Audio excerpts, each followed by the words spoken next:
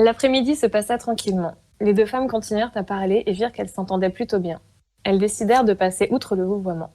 À la tombée de la nuit, Owen et Gwendoline rentrèrent à la maison, tandis que Brenna aidait Bryn à mettre la table. Regarde maman, il est beau mon navire. La petite fille brandissait fièrement son nouveau jouet. Le navire qu'Owen avait sculpté dans une bûche de bois avait fière allure avec sa voile en herbe tressée. Merci énormément. Gwendoline n'a pas grand-chose pour s'amuser, je n'ai pas les moyens. Brenna regardait la petite fille rousse courir partout, son bateau à bout de bras. Elle semblait tellement contente. Est-ce que ça va mieux? Demanda Owen en se rapprochant de la jeune femme. Elle hocha la tête sans répondre, suivant toujours Gwendoline du regard. Soudain, elle se vit au même âge, courant dans l'herbe sur une colline, tenant un petit navire en bois. Une voix féminine résonna dans sa tête. Si vite, tu vas tomber. Ce qui arriva. Elle s'étala de tout son long, lâchant le petit bateau. Quelque chose se détacha de son cou et tomba dans l'herbe. Une main se tendit vers elle et l'aida à se relever. Je t'avais prévenu. La petite Brenna s'excusa et ramassa son navire en bois. Désolée maman. Bien, il est temps de rentrer. La jeune femme cligna des paupières. Elle était toujours chez Bryn. Brenna, tu m'écoutes? Insista Owen en agitant la main devant sa figure. Je suis déjà venue sur cette île. Sans en dire davantage, elle sortit précipitamment de la maison de pierre et regarda autour d'elle. Il y avait plusieurs collines. Se fiant à son instinct, elle se dirigea vers la plus grande. La nuit était tombée et la brume avait envahi les autres îles aux alentours. Owen courut derrière son ami. Où vas-tu? Je suis déjà venue ici sur cette colline. En regardant Gwendoline s'amuser avec son bateau, j'ai eu comme une hallucination où je me voyais petite en train de jouer ici. J'y aurais perdu quelque chose. Un collier, je crois. Ça m'étonnerait que tu le retrouves depuis tout ce temps. Mais je vais y croire pour toi. Il faut que tu saches d'où tu viens. Il n'y avait que toi dans cette hallucination? Il y avait ma mère, mais je ne l'ai pas vue entièrement. Je n'ai pas vu son visage, j'ai seulement entendu sa voix. Une voix assez étouffée et lointaine. Des bribes de souvenirs te reviennent. Je suis sûr qu'un jour tu te souviendras de tout. Owen regarda la couche nuageuse qui avait déjà englouti les autres îles. On ferait mieux de se dépêcher. Nous serons dans le brouillard dans quelques instants. Le vent faisait virevolter les cheveux de Brenna. Ceux d'Owen résistaient, attachés par une petite lanière de cuir. Ils étaient si noirs qu'ils renvoyaient les reflets de la lune. La jeune femme se laissa soudain tomber à genoux et souleva une pierre. Impossible. Murmura son ami en regardant par-dessus son épaule. Depuis tout ce temps, il est encore ici. Mais comment as-tu fait pour le trouver aussi rapidement?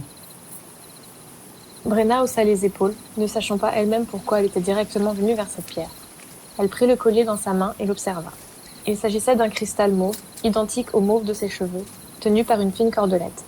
La jeune femme se le passa autour du cou, se demandant toujours si elle avait tout imaginé ou si elle avait bien eu une vision de son passé. Si ton père savait quelque chose, Suggéra-t-elle en se tournant vers Owen. pourquoi voulais-tu m'emmener ici et pourquoi il disait qu'il y avait sûrement quelqu'un pour m'aider? Ce serait même pas un hasard. Je ne sais pas. Et si lui aussi a déjà vu la femme dont parlait Bryn? Si c'est le cas, il pensait peut-être qu'elle était toujours sur Sky. Pour cela quand même bien étrange. Moi aussi, mais... Et si on rentrait? Le brouillard progresse vite. Brenna regarda vers Marsus et les autres îles. Là, il y a une flotte? Demanda-t-elle en plissant les yeux, toujours en direction du brouillard. Non, pourquoi? Il y a une flotte de navires qui vient droit sur Nord-Ouest et droit sur Sky. Le jeune homme plissa à son tour les yeux. Je ne vois rien, le brouillard est trop épais. D'ailleurs, personne ne peut voir à travers une masse nuageuse pareille. Owen, je t'assure que je vois une flotte venir droit sur nous. Et tu vois les pavillons? Deux squelettes avec un sabre en travers de la tête. Le visage du jeune homme blêmit. Tu es sûr? Parfaitement certaine. Alors il faut fuir vite. Je ne sais pas comment tu as fait pour les voir, mais il faut pas rester ici. Il prit Brenna par la main et l'entraîna en toute hâte vers la maison. Qu'est-ce qui se passe? Demanda Bryn en les voyant débouler ainsi. Il faut quitter l'île, vite. Mais enfin, pourquoi? La flotte des Guntroker arrive. Bryn connaissait la légende des Guntroker. Elle était racontée aux enfants pour leur faire peur, mais aucun adulte sur l'île n'y croyait puisque personne n'avait encore vu cette fameuse flotte. Êtes-vous certain qu'il s'agit bien des Guntroker? Brenna a reconnu leur pavillon. Elle regarda un instant la jeune femme dans les yeux. Je te crois. Il ne lui fallut pas longtemps pour attraper 2 capes miteuses en laine. Elle en tendit une à sa fille et en fila l'autre. Viens, Gwendoline, on s'en va. La petite prit le bateau dans ses bras avant de suivre sa mère, Il faut prévenir les autres.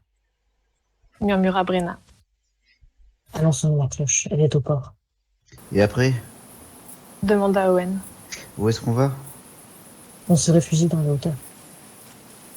Ils se mirent à courir tous les 4 vers le port. Que quelqu'un veut bien m'expliquer qui sont les Guntrockers? S'impatienta Brenna, qui était la seule à ignorer complètement pourquoi ils suscitaient autant de peur et de panique. Des pirates, sans respect ni loi. Et puis tout, mettent tout à feu et à sang. Il n'y a généralement pas de surveillants là où ils passent. Ils arrivent sur les côtes quand le brouillard est épais, où personne ne peut les voir. Et une fois que l'on distingue leur bateau arrivant dans le port, il est trop tard. Enchaîna Bryn. Sans cesser de courir, ils arrivèrent non loin du port. Des clameurs s'échappaient de la taverne. Presque tout l'équipage est en train de boire. Soupira Owen. Ils sont déjà saouls, ils n'arriveront pas à faire partir le guillage Gorn à quand? Attends. Leur hôte s'arrêta devant une porte en bois et frappa. En levant la tête, Brenna s'aperçut que c'était une tour de guet avec une cloche. Un homme ouvrit, une bouteille à la main. En voyant Bryn, il se mit à sourire bêtement. Désolé chérie, je viens de l'accompagner pour le soir. La femme rousse lui administra une claque. Sonne la cloche, idiot, nous allons être attaqués. T'es qui? Par qui? Personne n'oserait naviguer par un brouillard pareil. Si, les Guntrockers! Ne put s'empêcher de répondre Owen. L'homme explosa de rire. Les Guntrockers, rien que ça. Ce sont que des histoires, faut pas croire à ça petit. Des histoires, tu l'entends? Ce ne sont pas des histoires, ils arrivent, je les ai vus. Assura Brenna. Il se mit à rire de plus belle, prit une gorgée et leur ferma la porte au nez. J'en vais mourir par sa faute et il rit tant qu'il peut. S'exaspéra Bryn. Nous n'avons plus le temps de prévenir qui que ce soit. Partons en bateau. Ils se tournèrent vers Brenna, pensant avoir mal entendu. Tu es conscient qu'on ne peut pas naviguer avec autant de brouillard. Il y a des rochers partout, on va couler à coup sûr. Tenta de la raisonner Owen. Vous guiderez? Nous n'avons plus le temps d'aller sur la montagne, le premier navire vient de dépasser nord-ouest. Je crois que c'est dans notre intérêt de lui faire confiance. Intervint Bryn. La majorité de l'équipage est saoule. Jamais nous ne pourrons manœuvrer le navire. Owen, fais-moi confiance s'il te plaît, c'est la seule solution. Très bien, rejoignons le guillage Gorn. Perdu pour perdu. Tu ne seras pas perdu. Ils se mirent à courir vers le quai, mais Brenna changea soudainement de direction et s'arrêta quelques mètres plus loin devant un moine. S'il vous plaît, sonnez la cloche. Toutes les personnes ici sont en danger. Il faut les prévenir. Une flotte avec de très dangereuses personnes à bord arrive. Il faut faire échapper les habitants. Ils ne nous ont pas cru à la tour de guet. S'il vous plaît, sonnez la cloche. Le moine regarda les cheveux de Brenna quelques secondes puis murmura. Je vais le faire. La jeune femme inclina la tête et courut rejoindre les autres sur le quai. Mais enfin, qu'est-ce que tu faisais? S'écria Owen. J'ai trouvé quelqu'un qui va sonner la cloche. Ils empruntèrent la passerelle et se retrouvèrent sur le pont du navire. Éteignez les lanternes. Cria Brenna en saisissant la barre. Et levez l'ancre. Gwendoline agrippa la robe de sa mère d'une main, tenant toujours son bateau de l'autre. J'ai peur. Owen se décida à lever l'ancre et fut aidé par Bryn. En sentant le navire bouger, les quelques mousses restants se précipitèrent sur le pont. Et Noël sortit de sa cabine. Qu'est-ce qui se passe? Demanda-t-il en voyant Brenna à la barre, son fils et 2 inconnus sur le pont, s'affairant à lever l'ancre. Capitaine et Noël, Sky va être attaqué d'un instant à l'autre. Il faut fuir. S'écria la jeune femme. Fuir? Et pour aller où? Nous sommes complètement aveugles avec ce brouillard. Lâche la barre, Brenna, nous ne pouvons pas partir. Nous nous empalerons sur des rochers à coup sûr. Faire, laissez Brenna faire. Je ne sais pas comment, mais elle arrive à voir à travers le brouillard. Je vous en prie, ceux qui arrivent droit sur nous ne sont pas de simples pirates. Il s'agit des Guntrockers. Les Guntrockers, dis-tu? Occupez-vous des voiles! Ordonna Noël aux mousses qui s'affairèrent aussitôt. C'est ainsi que le Galéagorn quitta Sky. Une cloche sonna tandis que le navire s'éloignait. Brenna remercia intérieurement le moine. Elle ne savait pas que c'était un moine, mais en le voyant, elle était certaine que les autres l'écouteraient. Restant concentrée, elle évita tous les rochers qui menaçaient sans cesse la coque du navire. Et Noël et Owen étaient juste derrière elle, comme pour s'assurer qu'elle allait au bon endroit, alors qu'ils n'y voyaient strictement rien. Bryn s'était assise contre un mât, Gwendoline dans les bras, ne cessant de répéter que tout irait bien. Les minutes s'écoulèrent dans un silence de mort. Avec un regard en arrière, on pouvait deviner la lueur des flammes embrasant les maisons. Mais personne ne regardait ce qu'il pouvait se passer sur l'île. Tout le monde était trop occupé à prier pour que le navire sorte du brouillard indemne, craignant de se fracasser à chaque instant. Après un temps qui leur parut infini, le Galagorn creva le brouillard et déboucha sur une mer calme et un ciel étoilé, sans nuages. Owen serra la jeune femme dans ses bras. Oh Brenna, pardon d'avoir douté de toi. Je ne sais pas comment tu as appris à tenir la barre, mais merci. Sans toi, nous serions sûrement tous morts. Et dire que je voulais te laisser ici. Regretta Enoal. Merci infiniment, Brenna. Excusez-moi d'avoir pris la barre sans permission. Après ce que tu viens de faire, tu n'as pas à t'excuser. Il regarda un instant combien d'hommes d'équipage il restait. Ils étaient 10. Plus de la moitié étaient restés à Skye et personne ne savait ce qu'ils étaient devenus désormais. Il va falloir recruter d'autres membres si l'on veut faire avancer correctement ce navire. J'ai trouvé un autre second. Murmura Owen ne laissant rien paraître. Il était sûrement à taverne avec les autres. J'ai déjà un second. Assura Enoal. Ah oui? Le capitaine s'avança vers Brenna. Ou plutôt devrais-je dire, une seconde. Moi? S'étonna la jeune femme croyant rêver. Cette nuit, tu as montré à tous que tu étais digne de ce navire. Digne de tenir la barre et tu nous as sauvés. Bienvenue à bord du Galagorn et bienvenue dans mon équipage. Merci infiniment. Gwendoline tira Brenna par la manche. Dis, tu pourras m'apprendre.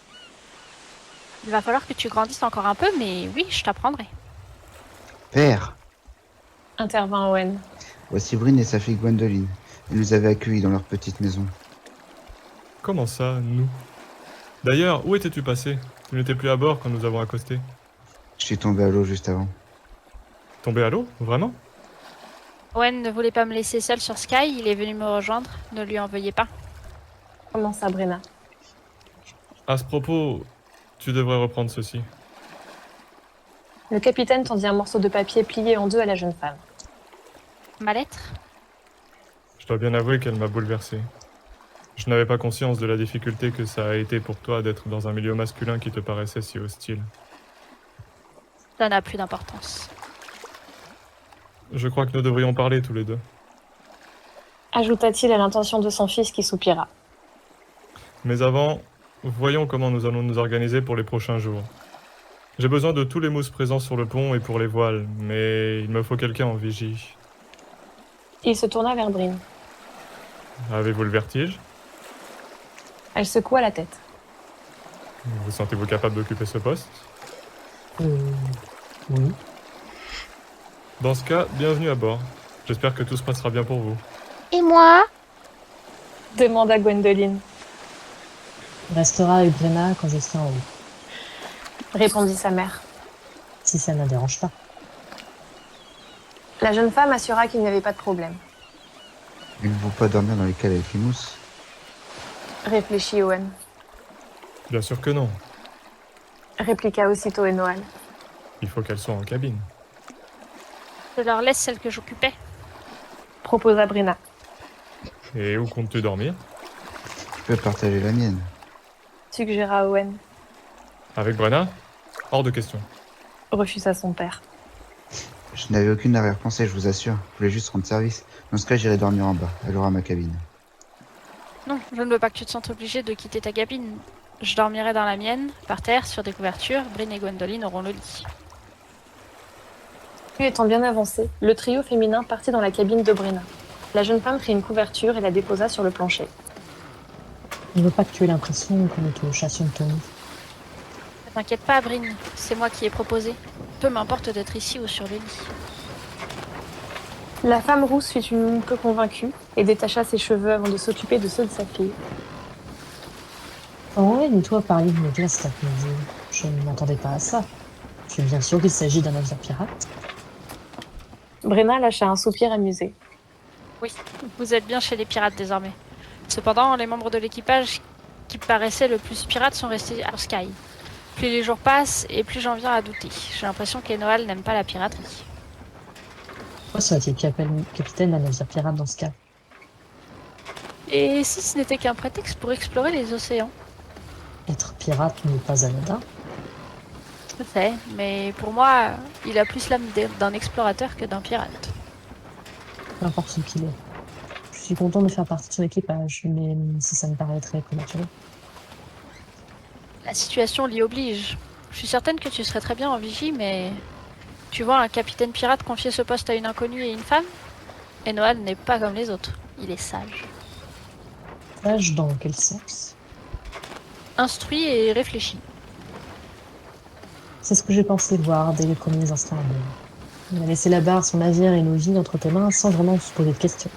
Et il a eu raison de te faire confiance. Et toi, tu as confiance en moi? Pourquoi m'as-tu cru quand j'ai prétendu voir une flotte à travers le brouillard? Je t'ai parlé d'une femme qui a les mêmes cheveux que toi. Je ne t'ai pas tout dit. Le soir même, un épais brouillard avait envahi le visage. Les cloches se sont mises à sonner. Ma mère m'avait emmené sur les hauteurs en sécurité. D'autres personnes étaient là. Il y avait quasiment tous les habitants du port. Ma mère avait alors demandé à un moine ce qu'il se passait. Il avait répondu qu'on allait être attaqué par des pirates. Quand nous lui avons demandé comment il le savait, il nous a assuré qu'une étrange femme, aux cheveux mauves et bleus, avait prévenu qu'elle avait vu les navires dans le brouillard. Aucune attaque n'a été lancée. Le pauvre moine s'en est pris plein la figure. Lorsque nous sommes arrivés sur le port, il y avait des morceaux de bois un peu partout sur la plage et dans l'eau. Les bateaux des pirates s'étaient fracassés contre les rochers et des corps flottaient ici et là. Certains avaient survécu et tentaient de terroriser les habitants sans succès. Ils ont tous été maîtrisés et jetés à la mer. Les pirates comptaient bien nous attaquer. Ils sont plus forts que les brouillards. Et ils ont péri, ne pouvant pas éviter les rochers. La femme avait tout de même eu raison. Il y avait bien des navires qui arrivaient. C'est pour cela que je t'ai cru. Je n'ai jamais revu cette femme. Je ne sais pas ce qu'elle est devenue, mais quand je t'ai vue, j'ai immédiatement repensé à elle. Si elle avait pu voir les navires, rien ne pouvait t'empêcher de les voir aussi. Et les guns, je sais plus quoi, qu'est-ce qu'ils veulent? La gun troquère. En vérité, nous répétons ce que nous ont raconté nos parents lorsque nous étions petits, mais nul ne le sait vraiment. On dit qu'ils font tomber le brouillard pour pouvoir surprendre leurs victimes. Lorsqu'on voit leur pavillon crever les nuages, c'est qu'il est trop tard. La fuite est inutile. Quel pavillon? 2 squelettes avec un sabre en travers de la tête. Mais je n'en sais rien. C'est ce que les agents leur racontent. Les légendes disent vrai. C'est bien ce pavillon-là que j'ai vu. Mais qui sont-ils? Comment font-ils pour naviguer dans un brouillard si épais? Et toi, comment fais-tu? Brenna se mordit la lèvre. Je ne sais pas. Je vois, tout simplement. Peut-être sont-ils comme toi et peuvent voir dans la plus épaisse couche nuageuse qu'il soit. Bryn tourna la tête vers Gwendoline. La petite fille s'était endormie sur le lit, son bateau dans les bras. Peut-être devrions-nous en faire autant. Suggéra la seconde des Noël en retournant un bâillement. Les 2 femmes se souhaitèrent bonne nuit. Bryn aida sa fille à se glisser sous les couvertures et fit de même. Brenna souffla sur la chandelle dans la lanterne et s'allongea par terre, la gorge serrée, ne cessant de repenser à tout ce qu'il s'était passé. Les rayons de la lune passaient par les carreaux de la fenêtre de la cabine et illuminaient ses cheveux d'une douce lumière. Pendant ce temps, Owen était resté sur le pont avec son père qui tenait beaucoup à avoir une discussion avec son fils. Oui, j'ai voulu partir. Avoua-t-il. Je n'en pouvais plus de la vie ici, de ce navire, de cet équipage. En me jetant par-dessus bord, votre seconde m'a rendu un grand service. Et Noël fronça les sourcils. Il t'a jeté par-dessus bord? Je l'ai provoqué en duel, il n'a pas apprécié. Pourquoi tu fais une chose pareille? Tu n'aurais pas fait le poids. Je sais, père, je sais. Je n'ai pas supporté la façon dont il parlait de Brenna. Il ne voyait qu'en tant que potentiel de divertissement. Comme beaucoup d'autres, hélas. Vous le saviez? Je le surveillais au début. Je ne voulais pas qu'il lui fasse du mal. C'est pour cela que je t'ai demandé de rester le plus possible avec elle. En effet, il n'a rien tenté comme j'étais toujours là. Et pourquoi voulais-tu partir? Vous n'allez pas être content de l'apprendre. Le capitaine posa une main rassurante sur l'épaule de son fils. Tu peux tout me dire. Je ne veux pas que tu aies peur de me parler. Je n'ai jamais été heureux sur ce navire. Vos hommes me traitaient comme un moins que rien. Ils me donnaient leur corvée à faire. Et pourquoi n'es-tu jamais venu m'en parler? Ils me menaçaient et je ne voulais pas vous décevoir. Et maintenant? Ceux qui me causaient du tort ne sont plus là, et depuis l'arrivée de Brenna, tout a changé. Devant rester avec elle, je n'ai plus les corvées des autres. Je commençais à prendre plaisir à être ici.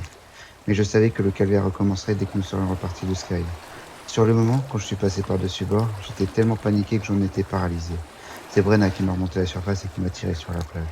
C'est à cet instant que je me suis dit que je n'allais pas revenir et partir avec elle. J'ai fait du mieux que j'ai pu pour t'élever. Je n'ai pas vu que tu n'étais pas heureux à mes côtés. Je m'en excuse. Veux-tu toujours quitter mon navire? Non, maintenant je pense que je peux y trouver ma place. Et Noal pressa un instant l'épaule d'Owen. Si la perte de mon équipage permet de mieux retrouver mon fils, qu'il en soit ainsi. Le jeune homme le regarda, les yeux écarquillés, pas sûr d'avoir bien entendu. Je n'avais pas conscience de tout ce que tu pouvais endurer. Dès que tu as su te débrouiller sans moi, j'ai reporté mon attention sur le navire et l'équipage. Je n'ai rien fait pour que tu te sentes mieux à bord. Il est vrai que nous n'avons plus eu de moment père-fils. Ils restèrent plusieurs minutes debout, en silence, le regard posé sur le ciel étoilé qui s'étendait à perte de vue. Le jeune homme finit par se décider à regagner sa cabine. Il adressa un signe de la tête à son père avant de s'en éloigner.